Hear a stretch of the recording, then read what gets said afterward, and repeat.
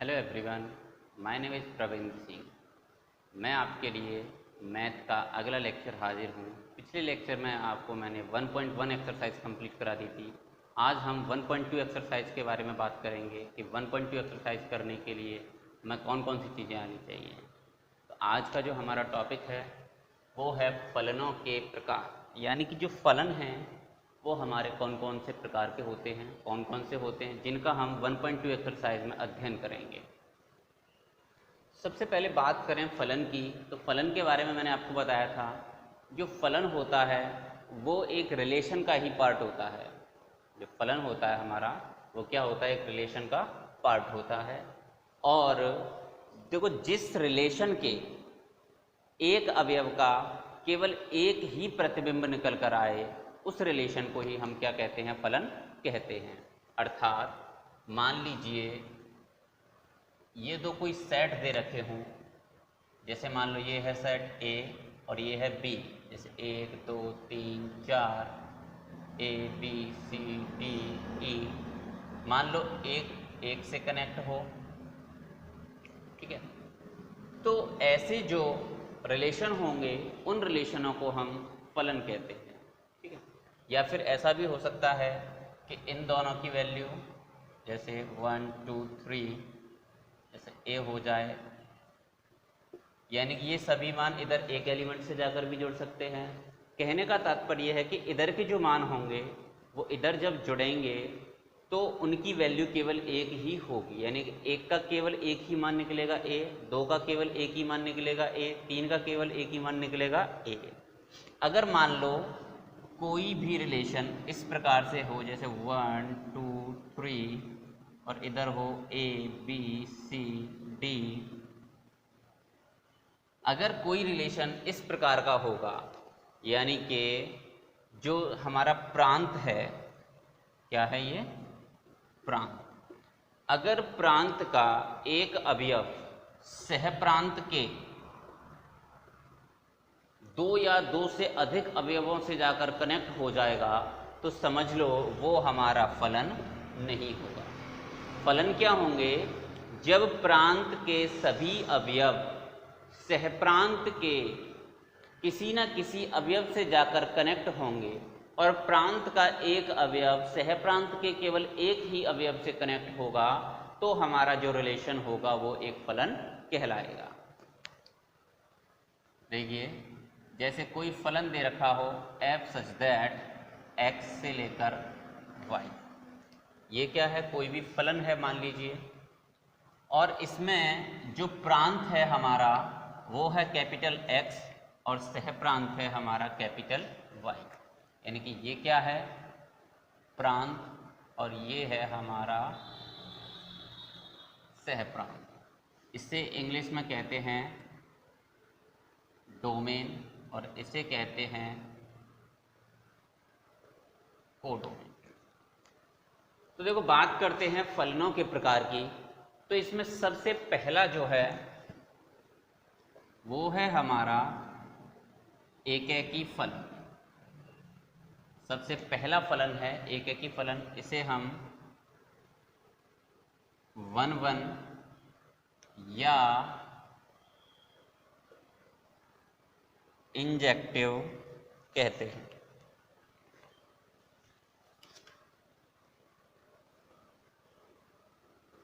जो हमारा एकैकी फलन है इसको क्या कहते हैं हम, या तो 1 कहेंगे या इंजेक्टिव कहेंगे, ठीक।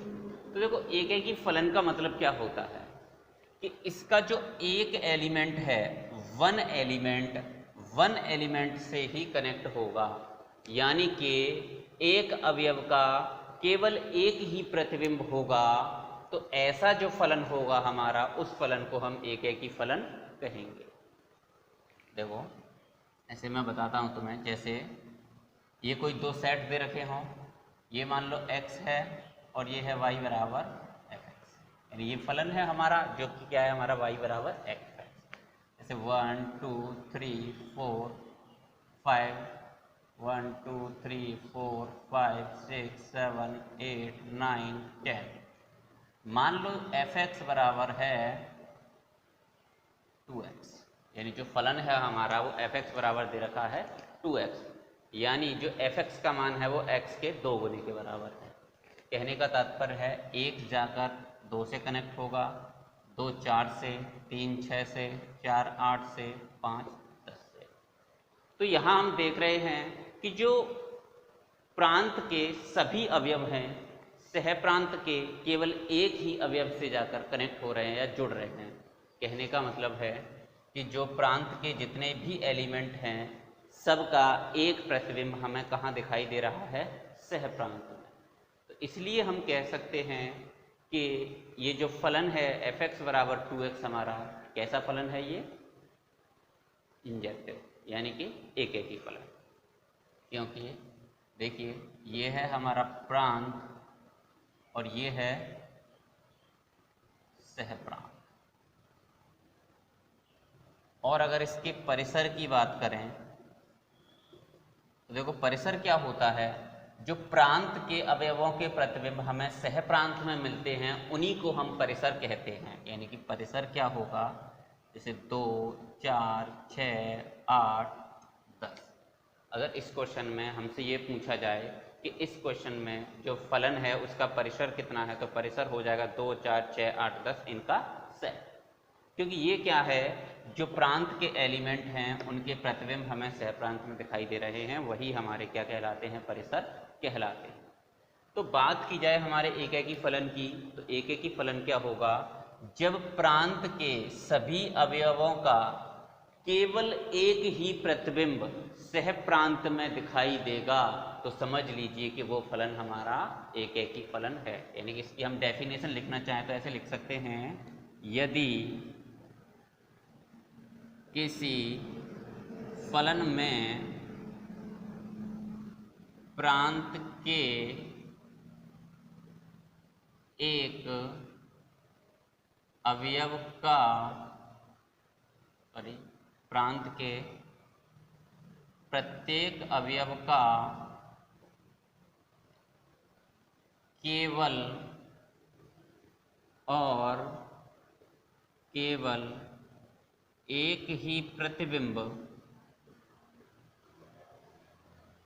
सह प्रांत में हो तो उससे एकेकी फलन कहते हैं।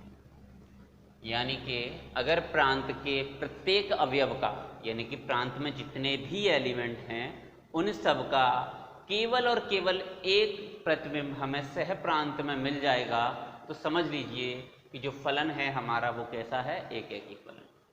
यानी कि इधर का कोई भी एलिमेंट शेष नहीं रहना चाहिए, कि सारे के सारे एलिमेंट इधर केवल एक ही एलिमेंट से कनेक्ट होने चाहिए, तो समझ लीजिए कि हमारा जो फलन है वो कौन सा हो जाएगा, एकेकी फलन। नेक्स्ट फलन की बात करें हम तो नेक्स्ट फलन होता है हमारा बहुएक फलन। बहुएक फलन यानी कि इसे हम कहते हैं मैनी वन। यानी कि मैनी वन का मतलब है कि कई सारे अवयवों का केवल एक ही प्रतिबिंब होगा।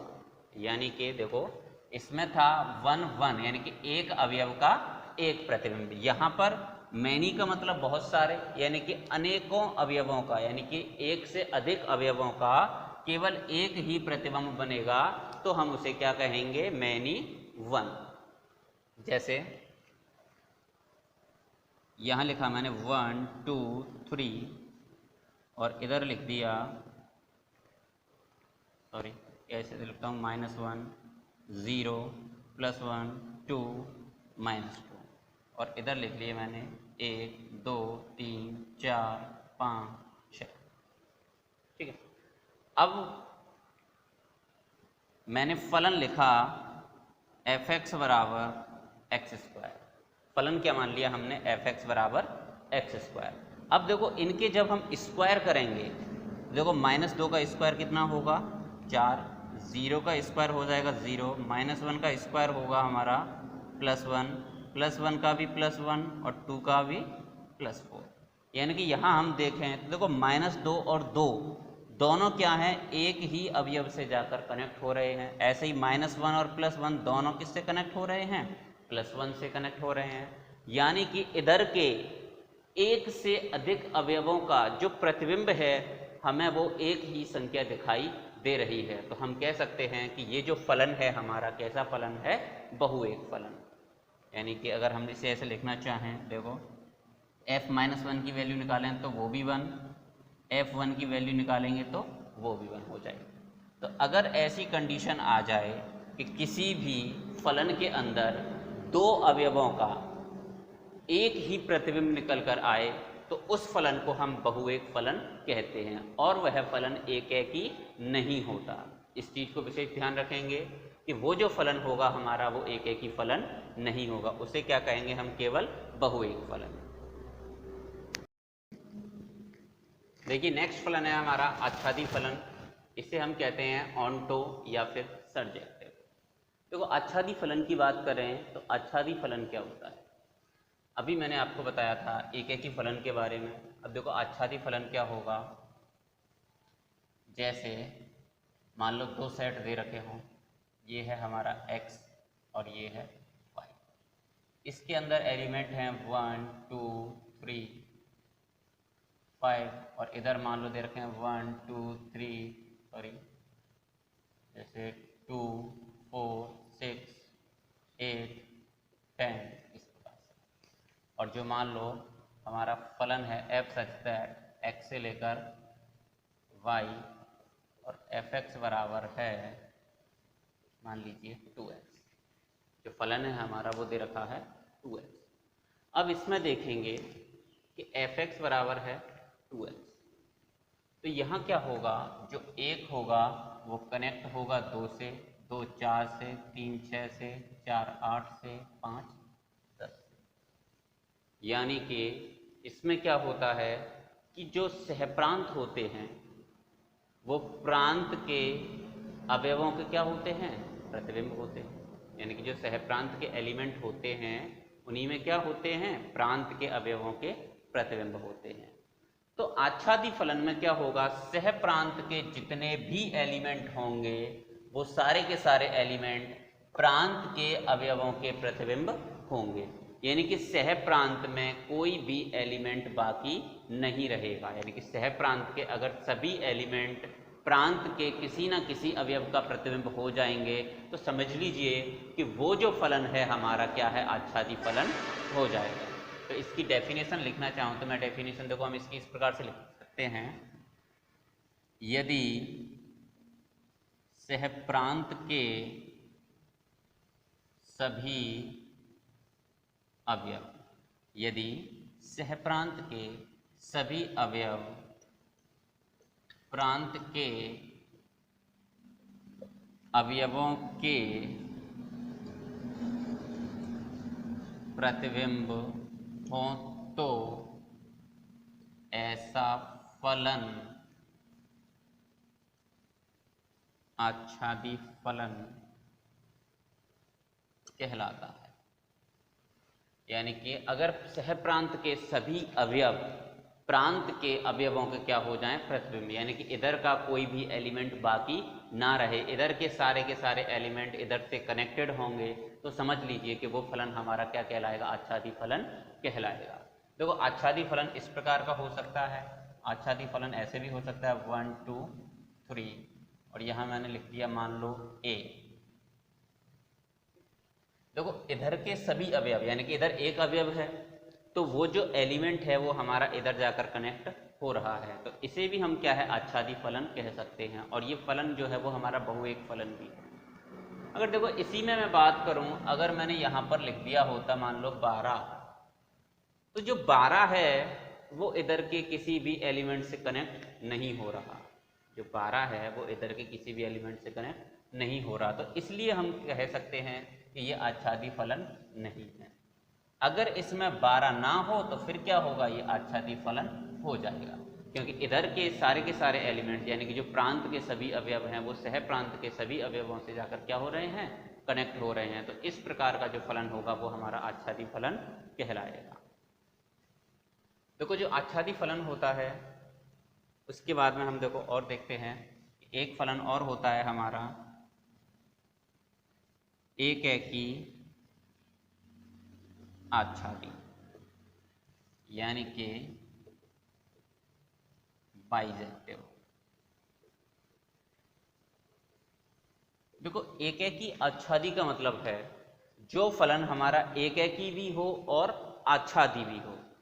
यदि कोई फलन एकैकी भी हो और आच्छादी भी हो तो उस फलन को हम एकैकी आच्छादी यानी कि बाइजेक्टिव फलन कहते हैं। जैसे अगर हम इसी फलन की बात करें तो इधर के सारे एलिमेंट इधर केवल एक ही एलिमेंट से जाकर कनेक्ट हो रहे थे। जैसे एक कनेक्ट हो रहा था 2 से, 2 4 से, 3 6 से, 4 8 से, 5 10 से। इधर के सारे एलिमेंट इधर कनेक्ट हो रहे थे और इधर भी कोई भी अवयव शेष नहीं बच रहा था। इसका मतलब ये पहले तो देखो इधर के सभी अवयव इधर कनेक्ट हुए तो एक है की, और प्रत्येक अवयव का केवल एक ही प्रतिबिंब है, तो यानी कि ये जो फलन है हमारा कैसा है, एक ही फलन भी है। और इधर का कोई भी एलिमेंट इधर के एलिमेंट से कनेक्ट होना बाकी नहीं है, यानी कि इधर के सारे एलिमेंट सहप्रांत के सभी अवयव प्रांत के अवयवों के क्या हैं, प्रतिबिंब हैं, तो ये फलन हमारा आच्छादी भी है। तो हम कह सकते हैं कि ये जो फलन है वो हमारा कैसा है, एकैकी आच्छादी। तो एकैकी आच्छादी की अगर डेफिनेशन की बात करें तो यदि कोई फलन एकैकी तथा आच्छादी दोनों हो तो उस फलन को हम एकैकी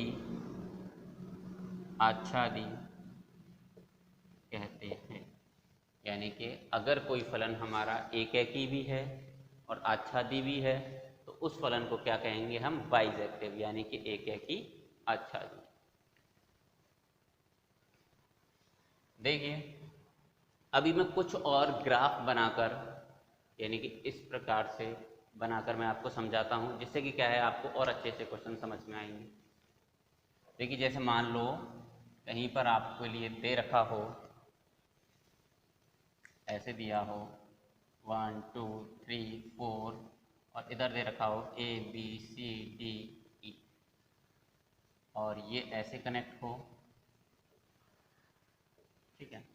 तो यहाँ अगर हमें इसके बारे में पता करना हो कि ये कैसा फलन है, यानी कि ये कैसे फलन का क्या है, प्रतिरूपण है, तो देखो इसे हम कैसे बता सकते हैं। इसमें देखिए एक कनेक्ट हो रहा है A से, 2 कनेक्ट हो रहा है D से, 3 B से, 4 C से, यानी इधर के सारे अवयव इधर अवयवों से जाकर क्या हो रहे हैं, कनेक्ट हो रहे हैं। तो इसका मतलब ये है कि ये कैसा फलन है, एकैकी। देखिए जो एक अवयव है वो केवल एक ही अवयव का प्रतिबिंब है, यानी कि इनके जो प्रतिबिंब बन रहे हैं वो क्या है, केवल एक ही प्रतिबिंब बन रहे हैं। तो अर्थात ये जो फलन है हमारा कैसा फलन है, एकैकी, और इसमें प्रांत का कोई भी अवयव बाकी भी नहीं रह रहा। लेकिन अगर आच्छादी के लिए बात करें तो इधर क्या है कि जो ई है ये किसी का प्रतिबिंब नहीं है, अर्थात ये जो फलन है हमारा आच्छादी फलन नहीं। नेक्स्ट ऐसी अगर मैं बात करूं जैसे 1 2 3 4 और यहाँ लिख लिया मैंने A B C, इसे हमने ऐसे जोड़ दिया। तो अब देखो इसकी बात करें तो इसमें देखो 2 एलिमेंटों का केवल एक ही प्रतिबिंब बन रहा है, 2 एलिमेंटों का एक ही प्रतिबिंब बन रहा है। और जब 2 एलिमेंटों का एक ही प्रतिबिंब बनता है तो उस फलन को हम क्या कहते हैं, बहुएक फलन। क्या कहते हैं, बहुएक फलन। अब एक चीज और देखेंगे कि जो सहप्रांत के सभी अवयव हैं वो प्रांत के अवयवों के क्या हैं, प्रतिबिंब हैं। तो ये जो फलन है हमारा कैसा है, आच्छादी भी है। इसका मतलब ये जो फलन है पूरा, उस फलन को क्या कहेंगे हम, बहुएक आच्छादी फलन। ऐसे ही मान लो 1 2 3 4 A B C D, देखो एक का प्रतिबिंब है B, 2 का A, 3 का D, 4 का C। अगर हम इधर बात करें तो प्रांत के सभी अवयवों के प्रतिबिंब हमें कहाँ मिल रहे हैं, सहप्रांत में। और प्रत्येक अवयव का केवल एक ही प्रतिबिंब है। तो ये जो फलन है हमारा कैसा फलन है? एक ही फलन। अगर बात करें आच्छादी के लिए तो देखो इधर के सभी अवयव इधर के किसी न किसी अवयव का क्या है? प्रतिबिंब। यानी कि अगर इधर का कोई भी अवयव शेष ना रहे, इधर के सभी अवयव सह प्रांत के सभी अवयव प्रांत के किसी न किसी अवयव का क्या हो? प्रतिबिंब हो, तो वो फलन हमारा कैसा हो जाता है? आच्छादी। तो इस फलन के बारे में हम कह सकते हैं कि ये जो फलन है हमारा कैसा फलन होगा? एक है कि आच्छादी। मैं उम्मीद करता हूँ कि तुम्हें एक है कि और आच्छादी फलन समझ में आ गए होंगे। और अधिक समझने के लिए हम इसके एक दो एग्जाम्पल करते हैं, जिनसे कि क्या है तुम्हारे एक्सरसाइज को समझने में और भी आसानी हो जाएगी। देखिए एग्जाम्पल करते हैं, f सच दैट n से लेकर n तक, यानी कि इसका जो प्रांत है वो भी क्या है? नेचुरल नंबर का समुच्चय, और सह प्रांत है वो भी क्या है? हमारा नेचुरल नंबर का समुच्चय। नेचुरल नंबर आप समझते ही होंगे, n का मतलब है 1 2 3 4, इस प्रकार से जो संख्याएं हैं वो सारी की सारी हमारी क्या कहलाती हैं? Natural number. यानी कि जितने भी धन पूर्णांक होते हैं वो सभी हमारे नेचुरल नंबर होते हैं। तो देखिए फलन दे रखा है हमारा f(x) बराबर 2x। अब इसे हम सॉल्व करने के लिए देखो क्या करते हैं। पहली चीज तो हम ऐसे भी कर सकते हैं कि f(x1) बराबर रख लें f(x2). f(x1) बराबर क्या रख लें? f(x2). अगर यहाँ से हमारा x1 बराबर x2 आ जाएगा तो समझ लीजिए कि हमारा फलन कैसा है? एक ही फलन। दूसरा तरीका ये है कि इसे हम डायग्राम के द्वारा यानी कि प्रतिबिंबों के द्वारा समझते हैं। यानी ये मान लो n है और ये n, यहाँ क्या है? x की वैल्यू आएगी और यहाँ y की वैल्यू, और जो f(x) होती है वही क्या होती है? हमारी y की वैल्यू।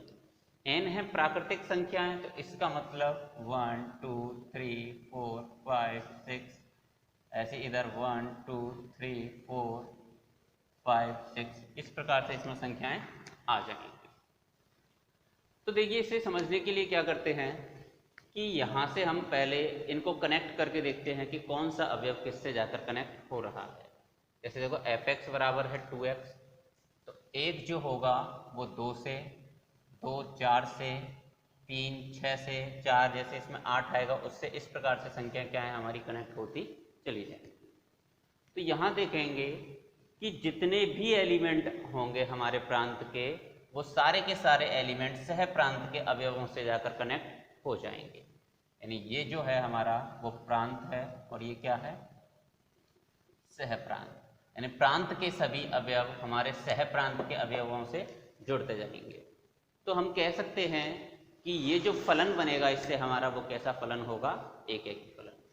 देखो इसे हम अगर इसके द्वारा दिखाना चाहें तो ऐसे रख सकते हैं, 2x1 बराबर 2x2, 2 से 2 कट गया, x1 बराबर क्या हो गया?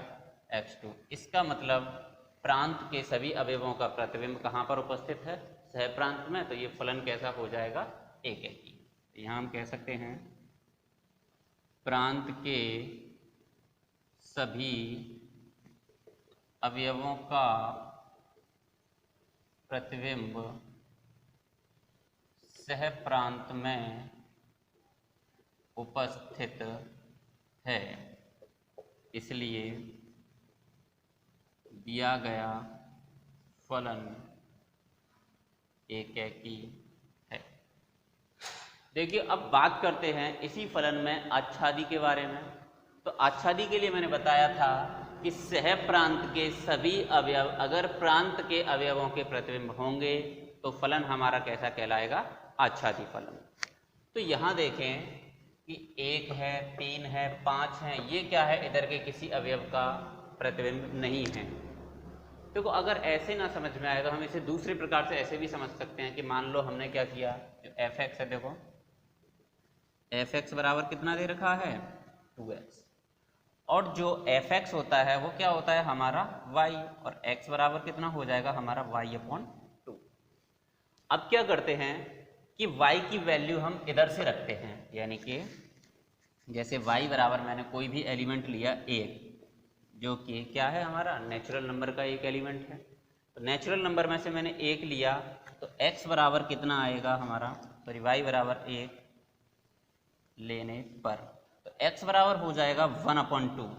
जब हम x की वैल्यूज देखेंगे तो x की वैल्यू क्या है हमारी नेचुरल नंबर, और नेचुरल नंबर में 1/2 नहीं आता, यानी कि 1/2 एलिमेंट नहीं है किसका, n का। तो हम कह सकते हैं कि जो 1 है वो किसी भी संख्या का प्रतिबिंब नहीं है, यानी कि जो सहप्रांत में 1 उपस्थित था वो प्रांत की किसी भी संख्या का प्रतिबिंब नहीं है।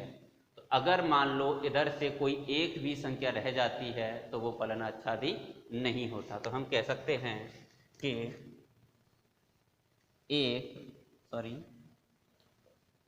सहप्रांत का एक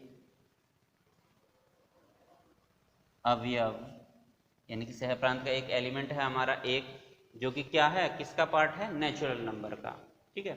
वो क्या है, प्रांत के किसी भी अवयव का प्रतिबिंब नहीं है, तो इसलिए फलन आच्छादी नहीं है। तो हमने देखा कि ये जो फलन था f(x) बराबर 2x, और इसमें जो प्रांत था n, सह प्रांत था, वो भी कैपिटल N था। वो जो फलन है हमारा एक ही तो था, लेकिन वो आच्छादी नहीं था। तो वो कोई भी क्वेश्चन हो उसे सॉल्व करने से पहले हमें खुद अपने मन में ही सॉल्व करना होगा कि वो फलन हमारा एक ही और आच्छादी है या नहीं। अगर हम उसे दिमाग में सॉल्व कर लेंगे एक बार, तो उसे हम अपनी नोटबुक में आराम से नोट कर सकते हैं। सबसे पहले क्या होता है, उसे समझना होता है कि वो एक ही आच्छादी है या नहीं। तो उसके लिए क्या करना है, बस 2 सेट्स बना लो और अवयवों को जो भी फलन दे रखा हो उसके आधार पर कनेक्ट करके देख लो। अगर सारे के सारे अवयव कनेक्ट होते दिखेंगे तो तुम्हें अपने आप ही पता चल जाएगा कि फलन हमारा एक ही और आच्छादी है या नहीं। तो यहाँ सॉल्व इतना करने से पहले केवल इतना सॉल्व करके देख लोगे तो यहीं से तुम्हारा सारा क्वेश्चन क्लियर हो जाएगा। देखिए एक एग्जाम्पल और लेते हैं हम, f सच दैट n से लेकर n तक, यानी कि इसका जो प्रांत है वो n है, सह प्रांत भी क्या है, n, और फलन दे रखा है f(x) बराबर x+1 यदि x कैसी संख्या है, विषम संख्या। दूसरा है इसी में x-1 यदि x कैसी संख्या हो, सम। यानी कि जब x एक सम संख्या होगी तो हमें ये फलन लेना है, और विषम संख्या होगी तो ये फलन लेना है। तो देखिए पहले इसे डायग्राम बनाकर करते हैं, जिससे कि क्या है, आपको क्वेश्चन को समझने में आसानी हो जाए। n ये है x की वैल्यू, ये है y की, 1 2 3 4 5 6 7 ऐसे 1 2 3 4 5 6 7 8 ऐसे, इस प्रकार से इसमें दी जाएगी। तो देखिए अगर हम बात करें इनको कनेक्ट करने की, जैसे देखो अगर मैं x बराबर लेकर चलूँ 1, तो देखिए 1 किससे जुड़ेगा, एक संख्या है हमारी विषम, और विषम संख्या के लिए हमें फलन लेना है x+1। तो 1 जो होगा वो हमारा कनेक्ट हो जाएगा 2 से। अगर बात करें 2 की, तो 2 कैसी संख्या है, सम, और सम संख्या के लिए क्या करना है, हमें 1 घटाना है, तो 2 हमारा कनेक्ट हो जाएगा 1 से। ऐसे ही 3 विषम संख्या, तो इसमें देखो 1 जोड़ेंगे तो ये कनेक्ट होगा 4 से, 4 3 से, 5 6 से, 6 7 से, 7 8 से, और जो 8 होगा वो कनेक्ट हो जाएगा हमारा 7 से। यानी कि इस प्रकार से क्या है, हमारे सारे के सारे जो एलिमेंट हैं वो क्या होंगे, कनेक्ट होते जाएंगे। तो इसमें क्या करना है, हमें बताना है कि ये जो फलन है हमारा एक ही और आच्छादी है या नहीं। तो यहाँ से आपको पता चल रहा होगा कि इधर के सारे एलिमेंट इधर क्या हो रहे हैं, कनेक्ट हो रहे हैं, यानी कि उनके प्रतिबिंब हमें सहप्रांत में दिख रहे हैं, और एक अवयव का केवल एक ही प्रतिबिंब है। तो हम कह सकते हैं कि जो दिया गया फलन है वो हमारा एक ही फलन है। ऐसे ही देखें तो इधर के भी जितने एलिमेंट होंगे वो सारे के सारे एलिमेंट इधर ऑक्यूपाइड होंगे, यानी कि इधर जाकर वो मिल रहे होंगे। तो हम ये भी कह सकते हैं कि जो दिया गया फलन है वो हमारा आच्छादी फलन भी है। लेकिन क्या है, इसे हम देखो और भी अच्छी तरीके से समझते हैं। जैसे देखो इससे हमारी 3 कंडीशन बनेंगी, फर्स्ट, सेकंड, थर्ड।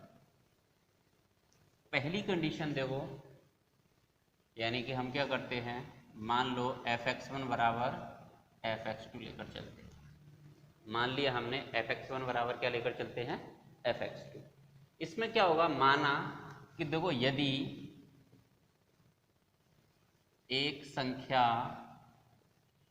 सम तथा दूसरी विषम हो, यानी कि जो x1 और x2 हम ले रहे हैं वो अगर एक क्या हो जाए सम संख्या और दूसरी संख्या क्या हो जाए हमारी विषम संख्या, तो क्या होगा, fx1 बराबर fx2 लेकर चलेंगे तो ये हो जाएगा हमारा x1 प्लस 1 बराबर x2 माइनस 1।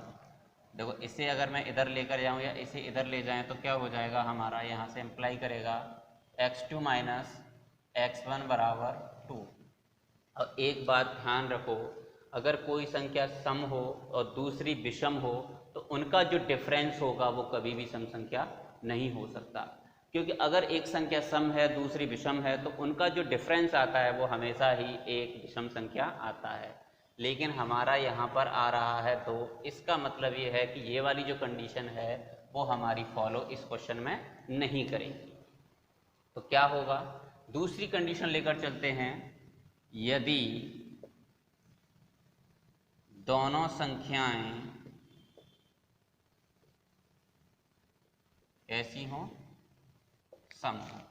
यदि दोनों संख्या सम होंगी तो क्या आएगा, x1 माइनस 1 बराबर x2 माइनस 1, माइनस 1 से माइनस 1 कट जाएगा तो इसका मतलब यहाँ से निकलेगा x1 बराबर x2। अर्थात हम यहाँ पर कह सकते हैं कि जो फलन है हमारा वो कैसा है, एक है कि है। ऐसे ही यदि दोनों संख्याएं विषम हों, यदि दोनों संख्याएं विषम होंगी तो देखो हम ये वाला फलन लेंगे, यानी x1 प्लस 1 बराबर x2 प्लस 1, 1 से 1 काट देंगे तो यहाँ आ जाएगा x1 बराबर x2, यानी कि जो फलन है वो हमारा कैसा हो जाएगा, एक एक ही हो जाएगा। यानी कि इस कंडीशन को छोड़कर इस कंडीशन और इस कंडीशन के लिए जो फलन होगा हमारा कैसा होगा, एक एक ही फलन हो जाएगा। तो अब देखो बात करें, यहाँ हम कह सकते हैं कि इसलिए दिया गया फलन एक ही फलन है। अब देखो बात करते हैं आच्छादी के लिए। तो आच्छादी की जब हम बात करेंगे, देखिए अगर मान लो पहली कंडीशन के हिसाब से चलते हैं, पहली कंडीशन के हिसाब से, यानी कि x क्या हो, यदि x सम हो, यदि x कैसी संख्या हो, सम, तो y का जो मान निकल कर आएगा, यानी देखो अगर x सम होगी तो y का मान निकल कर आएगा वो कैसा आएगा, विषम। यानी कि जो y का मान होगा वो कैसी संख्या होगी, विषम संख्या। और यदि x कैसी संख्या हो, विषम संख्या, तो y का जो मान निकलेगा हमारा वो कैसी संख्या होगी, सम संख्या।